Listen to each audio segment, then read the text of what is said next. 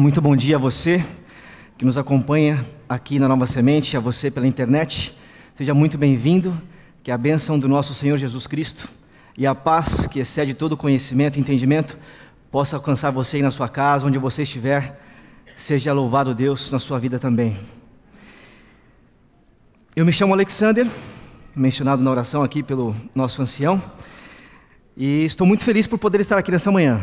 Quero fazer alguns agradecimentos inicialmente, porque talvez essa seja a primeira e não sei quando será a próxima oportunidade que tenho.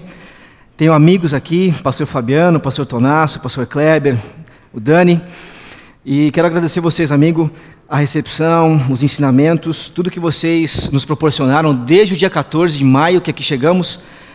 Na verdade, um pouquinho antes, lá na América já. Temos nos relacionado e é uma alegria e quero agradecer o privilégio de poder ocupar o púlpito dessa comunidade. Você que nos acompanha na internet, você aqui presente, nós estamos dando sequência à série Casa da Rocha.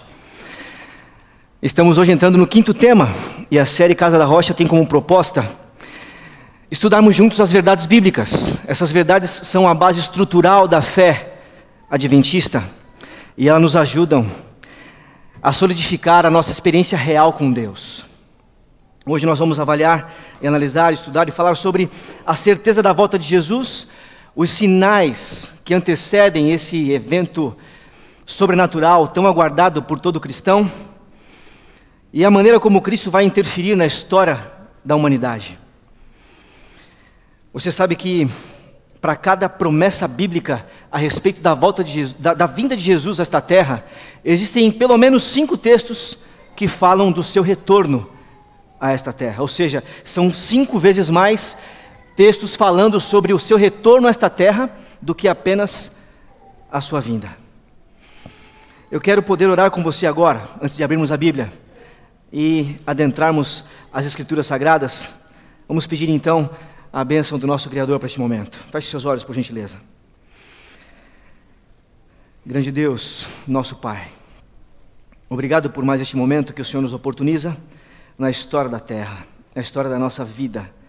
Pararmos para relembrarmos e, quem sabe, aprofundarmos nosso conhecimento, nossa certeza, nosso saber a respeito da Tua breve volta, do Teu retorno a esta terra. Que o Teu Santo e Bom Espírito passeie entre nós, visite cada lar que está nos assistindo agora, cada lugar, onde cada internauta estiver, que a certeza da volta de Jesus, a chama da sua vinda, do seu retorno, possa acender poderosamente na vida de cada um de nós. Nós assim oramos, em nome de Jesus. Amém.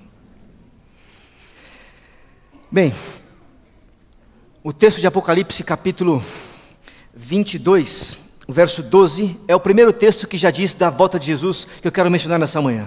Eis que venho sem demora. Esse é o tema central do livro da Revelação do nosso encontro com Jesus Cristo.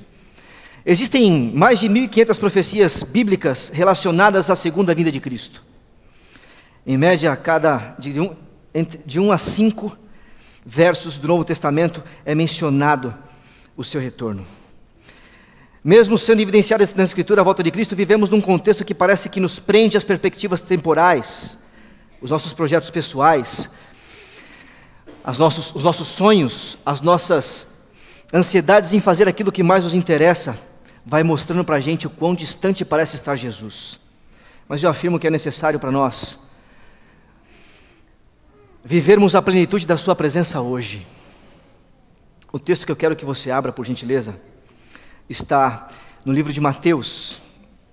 A propósito, você sabe, quando falamos da volta de Jesus, eu não sei você, mas na minha mente já vem logo alguns textos clássicos, né?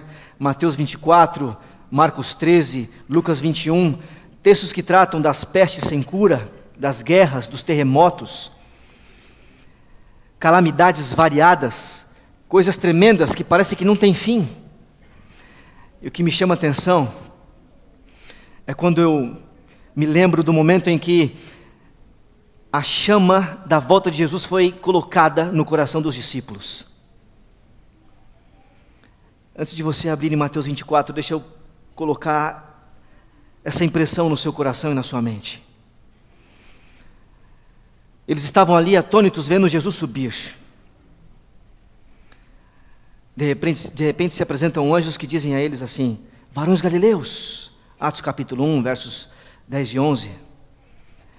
Da forma como vocês estão vendo Jesus subir, Ele vai voltar. Portanto, não precisa vocês ficarem apreensivos. Ele virá novamente. Lá no finalzinho do livro de Apocalipse, no final da Bíblia, no penúltimo verso, você vê mais uma menção: eis que venho sem demora.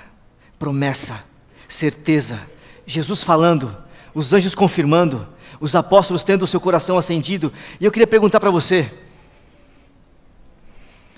o que mais impressiona o seu coração nos dias de hoje? O que de fato faz o seu coração tremer, balançar, bater mais forte? Essa semana eu me fiz essa pergunta e eu pude perceber que o que mais me faz ter o coração aquecido e acelerado é exatamente falar da volta do meu Jesus. É estar aqui conversando com você sobre esse assunto. Eu achava que fosse algum tipo de esporte, mas eu comecei a pôr na balança e eu vi que não é mais, já foi um dia. Eu achava que era algum tipo de situação. Para você pode ser que alguma música, não sei, um filme do passado, alguma coisa tenha marcado a sua mente, mas o fato é que se a volta de Jesus não aquecer, não fizer nosso coração acelerar e bater mais forte, de que vai valer essa vida? Para que estamos aqui?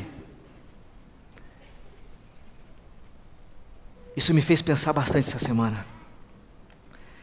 Mateus capítulo 24, versos 37 e 39 a 39. Nós lemos assim: pois assim como foi nos dias de Noé, também será a vinda do Filho do Homem.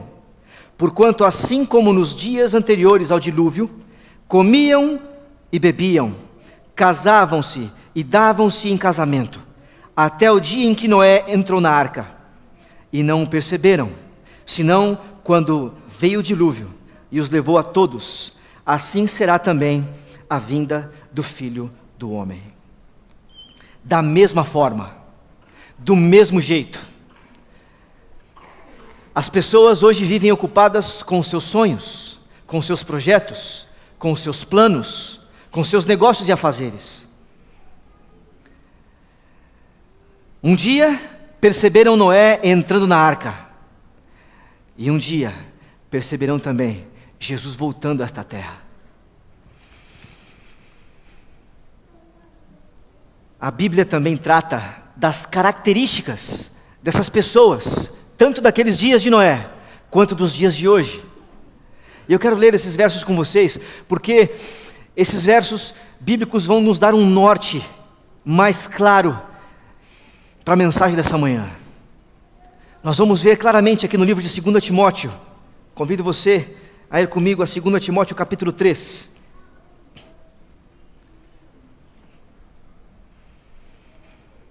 O texto bíblico diz assim: sabe, porém, isto: nos últimos dias sobrevirão tempos terríveis, os homens serão egoístas, avarentos, presunçosos, arrogantes, blasfemos, desobedientes aos pais, ingratos, ímpios, sem amor pela vida, irreconciliáveis, caluniadores, sem domínio de si, cruéis, inimigos do bem, traidores, precipitados, soberbos. E como não se pudesse alcançar todas as pessoas com esses termos, o texto bíblico encerra essa passagem assim: mais amantes dos prazeres do que amigos de Deus. Eu tinha dificuldade com esse encerramento dessa passagem, porque o texto bíblico fala mais amantes dos prazeres do que amigos de Deus, e prazer para mim sempre teve algo relacionado com coisa boa. E eu lia e eu não entendia direito, mas eu comecei a pensar, e graças ao bom Deus, eu pude perceber numa ilustração muito simples. Quando você dá um presente, uma pequena lembrança, algo significativo ou nem tanto assim a uma criança, e espera que essa criança se retire feliz pelo que recebeu, indo fazer qualquer coisa, brincar ou desfrutar do bem que recebeu. Prazer mútuo de quem oferta e de quem recebe. Até aqui está tudo tranquilo. Mas há pessoas que fazem isso e dão um passo a mais, tornando o prazer não aprovado por Deus. Há pessoas que ofertam presentes simbólicos para apenas atrair crianças e sequestrá-las. Esse é um exemplo pálido de como a maldade, os homens têm sido mais amigos dos prazeres, amantes dos prazeres, do que amigos de Deus. Paulo nos faz perceber nessa passagem bíblica que há prazeres que alegram Deus e prazeres que entristecem Deus absolutamente. E quando nos afastamos de Deus, quando nos tornamos mais amantes dos prazeres do que amigos de Deus, podemos até sentir alguns prazeres, mas eles serão maléficos e fará Deus muito triste. E eu quero então analisar com você as consequências do afastamento de Deus, da perspectiva de 3 aspectos do comportamento humano relacionado, por exemplo, à maldade. O comportamento humano relacionado à política em geral. E o comportamento humano relacionado com a natureza e o mal que o homem hoje tem realizado contra ela. A começar pela maldade, então, recentemente nós vimos um jovem de 21 anos receber do seu pai uma pistola de presente. Eu não sei você, mas eu certamente preferiria um outro presente para o meu filho. Passado algum tempo, ele vai na direção de uma igreja histórica na Carolina do Sul, entra nas dependências daquela igreja, assiste algo parecido com o programa Começos aqui da Nova Semente, por 1 hora. Eu fico impressionado, uma pessoa ouvir da Bíblia por 1 hora, e após 1 hora, sacar a sua pistola, e tirar a vida de 6 mulheres e 3 homens. Um detalhe que pode revelar o amantismo, ou o amor pelos prazeres, mais do que ser amigo de Deus, é que ele era branco, e todos os assassinados eram negros.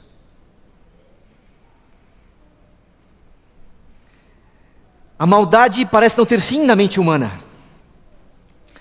Os homens se tornaram mais amantes dos prazeres do que amigos de Deus. Aqui no Brasil não tem sido diferente. Recentemente, aqui no Piauí, uma mãe tomou uma bebê recém-nascida nos seus braços. Teve a coragem de colocá-la num saco e arremessar por cima da sua cerca, da cerca do seu quintal. E ela cai no matagal. E naturalmente começa a chorar. As crianças que brincavam em volta não puderam deixar de ouvir os berros daquele bebê recém-nascido, e eu vejo um pequenino aqui à minha frente, me dá um pavor, eu não sei como consegue ter essa coragem, eu não sei se a ausência de coragem de admitir e assumir as consequências dos prazeres que teve para ter aquela criança, ou se abrir mão de alguns prazeres futuros para poder educá-la, cuidar dela e colocá-la num caminho seguro, rumo ao encontro com Jesus.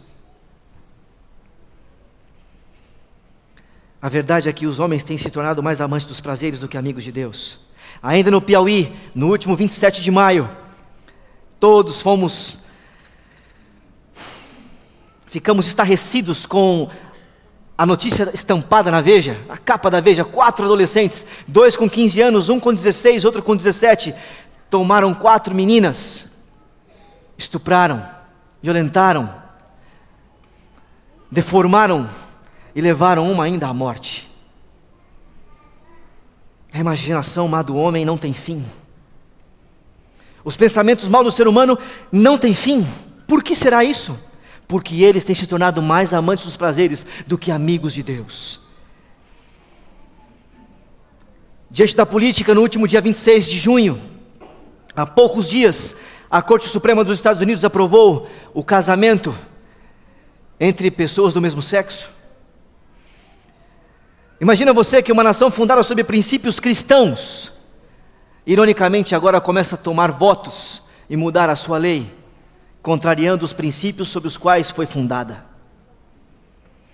Todos sabemos que essa doutrinação vem acontecendo de longa data, não é de hoje.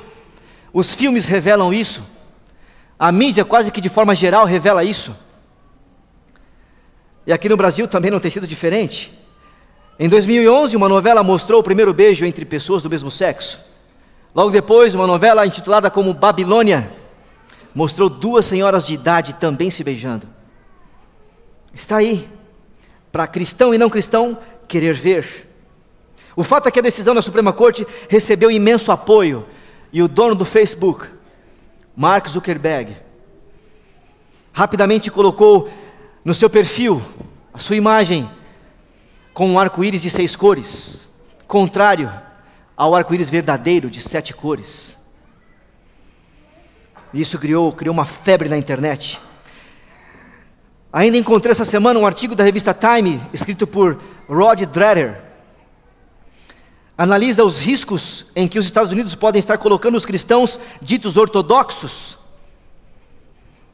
aqueles que querem permanecer fiéis à palavra de Deus. O título do artigo é: Cristãos ortodoxos devem aprender a viver como exilados em seu próprio país.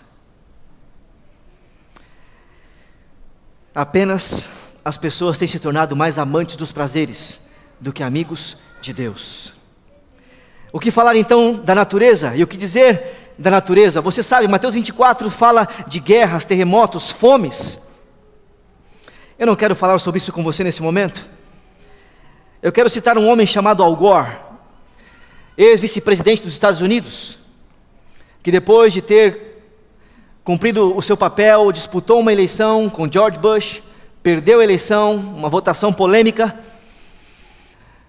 e resolveu, como jornalista ecológico, se dedicar agora a escrever um documentário que se tornou um filme, intitulado Uma Verdade Inconveniente. Nesse documentário extenso e muito interessante, ele fala sobre a Groenlândia estar derretendo. E ele afirma que se a Groenlândia derreter, os oceanos terão o seu volume aumentado em até 6 metros de altura. E a temperatura climática em 6 graus. Ele é tido por pessimista por muitos cientistas e pessoas desse meio. O IPCC, um órgão que regulamenta esses números, também o vê assim e o contraria. Dá outros números, pouco menos, 4 metros, 4 graus. Mas eles combinam numa coisa. Eles combinam num termo, eles dizem: todos precisamos nos unir para tentar diminuir a emissão de gases no globo terrestre em 70%. Do contrário, uma grande catástrofe ocorrerá. Um outro homem chamado Fritz Job Capra, ateu, escritor, filósofo, professor, ele escreveu um livro chamado Ponto de Mutação. Nesse livro, ele trata dos seus estudos. Ele estuda sobre a história da Terra e as catástrofes, em que momentos elas acontecem e o que elas nos trazem. Ele chama isso de pontos de mutação. A cada catástrofe, a Terra precisou passar por uma mutação. Ele relata que nós estamos na iminência de viver uma grande catástrofe. Algo muito grande está por ocorrer. Eu tenho aqui 2 textos dele que diz, um deles diz assim: a destruição do planeta é apenas um retrato da autodestruição diária. As 2 últimas décadas do nosso século vêm registrando um estado de profunda crise mundial. É uma crise de dimensões intelectuais, morais e espirituais, uma crise de escala e preeminência sem precedência na história da humanidade.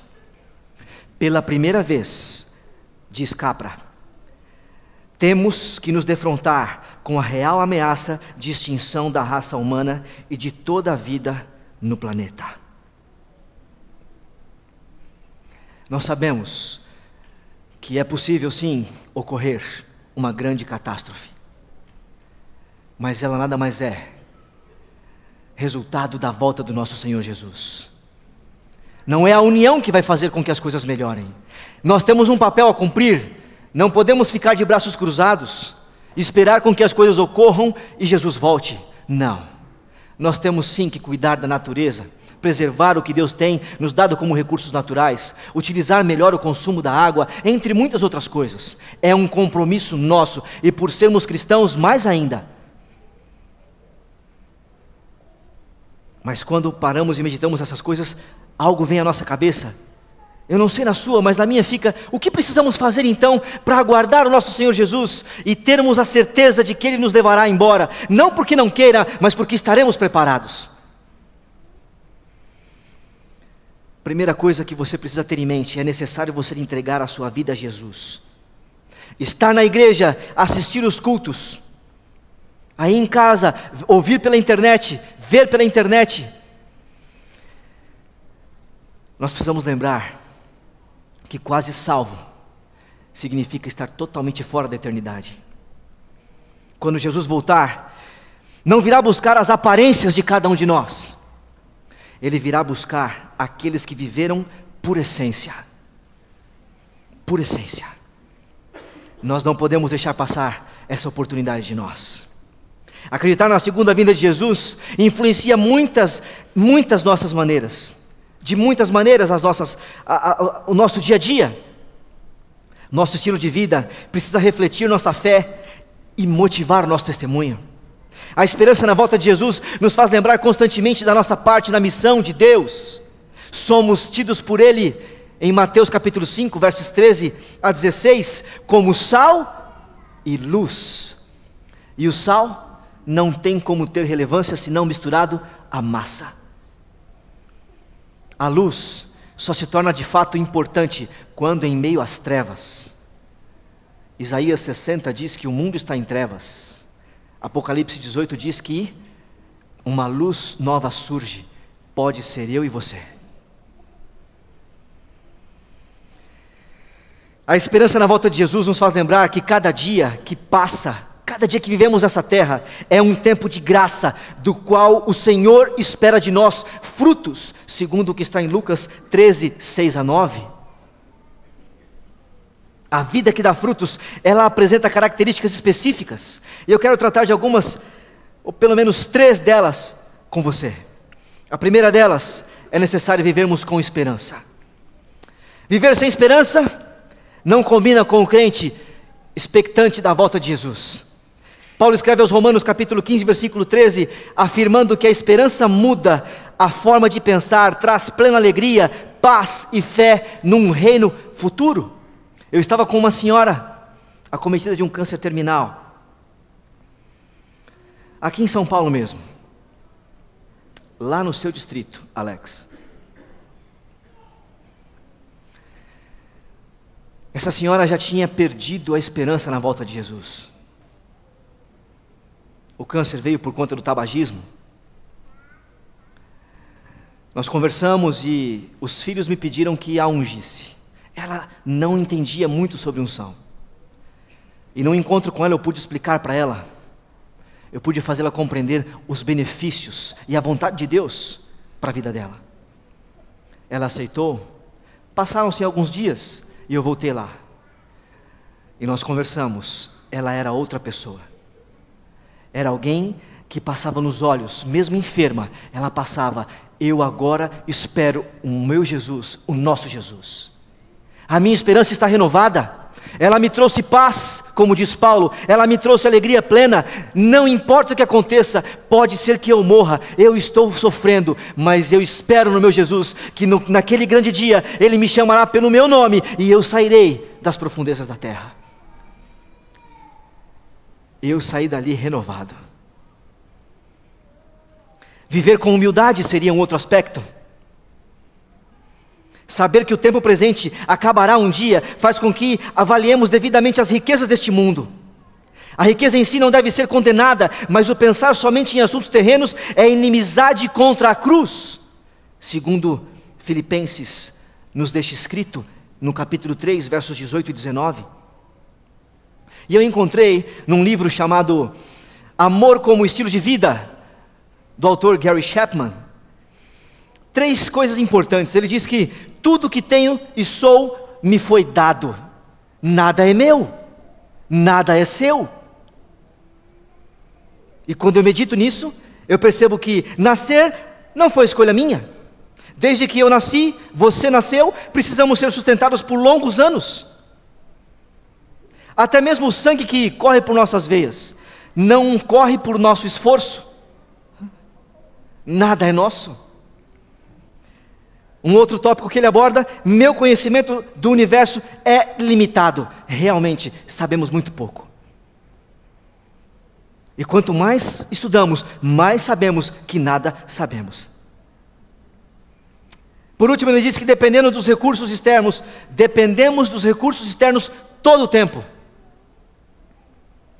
Quando você para pensar no alimento que vem à sua mesa, mas eu trabalhei, mas foi Deus que te proporcionou.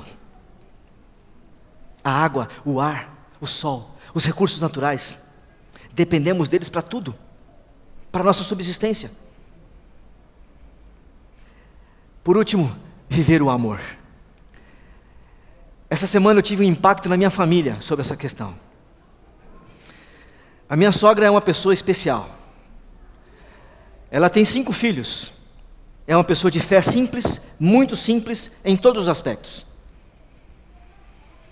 Ela nos escreveu essa semana porque nós temos um dos meus cunhados, um dos irmãos da minha esposa, ele tem tido dificuldade e há algum tempo não consegue trabalho. E você sabe que uma pessoa sem trabalho não tem recurso para a família. Acontece que ela nos escreveu: eu sei que vocês estão orando, eu sei que vocês estão fazendo de tudo, botando os joelhos no chão, acordando nas madrugadas, colocando Deus para saber da nossa necessidade a respeito do seu irmão, do irmão de vocês. Mas como mãe, eu quero dizer a vocês, nós precisamos viver o amor a começar da nossa casa, a começar dos que estão à nossa volta, dos mais próximos de nós. Ela disse: meus filhos, quem sabe, olha o apelo da mãe, quem sabe vocês parem de fazer as unhas às sextas-feiras, às quintas-feiras, a cada semana, e guardem esse dinheiro.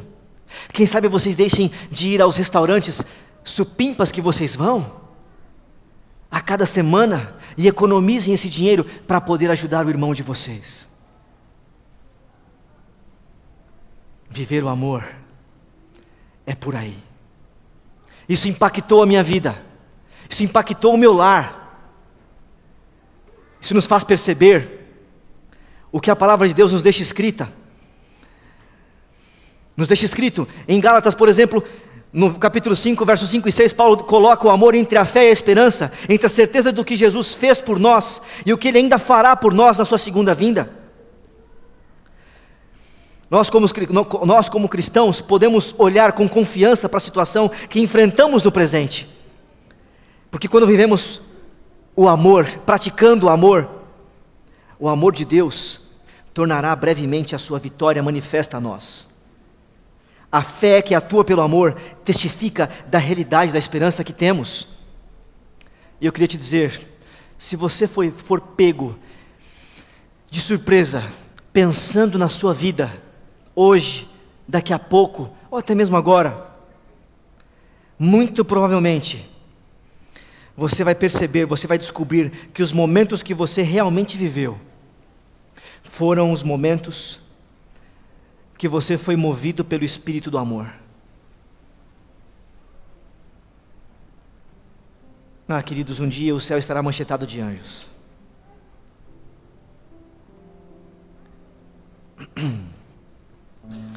Um dia o Senhor Jesus aparecerá nas nuvens dos céus, com poder e muita glória. E os anjos tocando as trombetas virão e farão de nós, como a Bíblia diz, todo olho verá. Todo olho verá. E quem Ele virá buscar? Senão aqueles que perseveraram com alegria, praticando a humildade, tendo a esperança acesa, movidos pelo amor. Eu não sei você, mas nós, como comunidade, podemos sim viver de tal forma a crermos piamente que Ele irá voltar na nossa geração. Que amém é esse?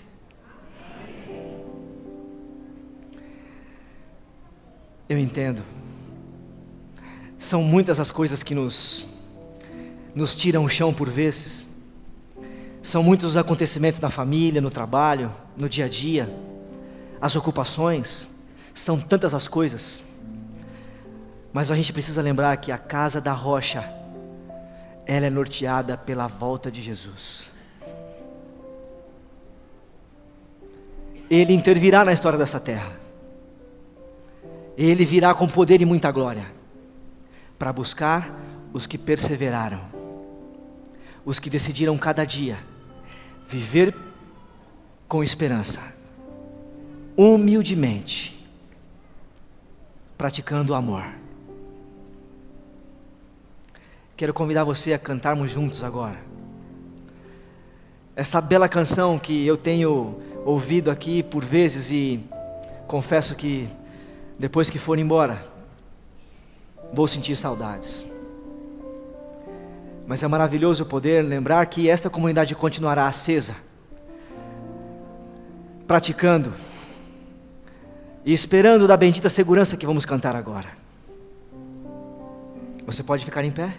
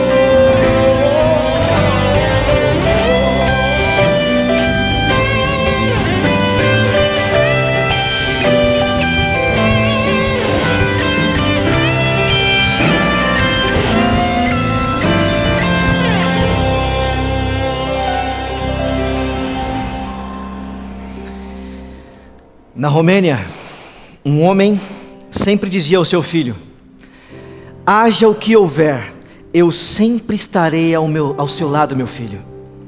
Haja o que houver. Certo dia, um terremoto os acometeu, e a escola onde estava aquela criança foi soterrada.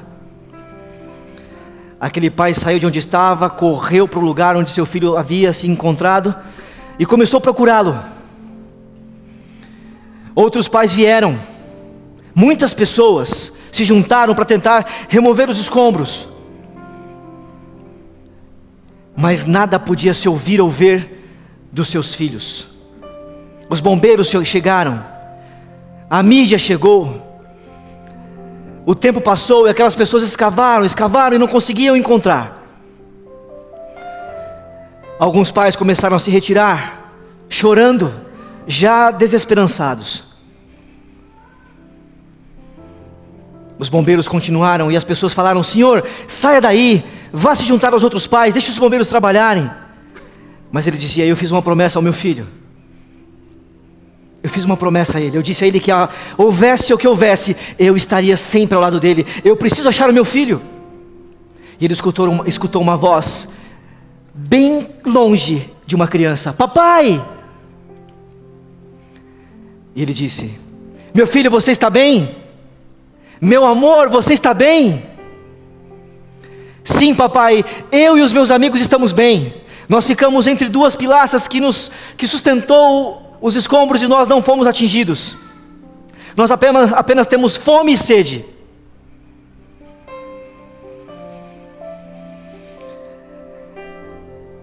Eles foram tirados de lá. E numa entrevista que essa criança deu para um dos veículos daquele lugar de comunicação, ele mexeu com todo mundo. Perguntaram a ele: você sentiu medo enquanto você estava lá, debaixo dos escombros, junto com seus colegas? Ele disse: não, eu não senti medo. Eu dizia para os meus colegas: a gente não tem que ter medo. O meu pai disse para mim: houvesse o que houvesse, ele sempre estaria ao meu lado. E o meu pai, ele não quebra a promessa dele.